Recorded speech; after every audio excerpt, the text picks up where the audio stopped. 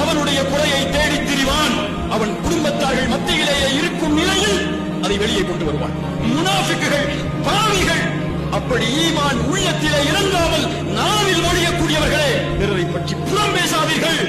உங்களுடைய நாவால் பிறருடைய மானம் கீழே விழுவதற்கு அனுமதித்து விடாதீர்கள். கஅபா புனிதமானதா இல்லையா? கஅபாவை ஒருவர் சேதப்படுத்துவதை எப்படி பார்ப்போம்? உயிரை இழந்தாவது அதை பாதுகாப்போம். ரசூலுல்லாஹ் முஹம்மது நபி ஒரு முறை தவாஃப் செய்யும் போது கஅபாவை பார்த்து சொன்னார்கள், நீ சுத்தமானவன், உன் நறுமணம் எவ்வளவு உயர்வானது, உன் கண்ணியம் எவ்வளவு உயரமானது.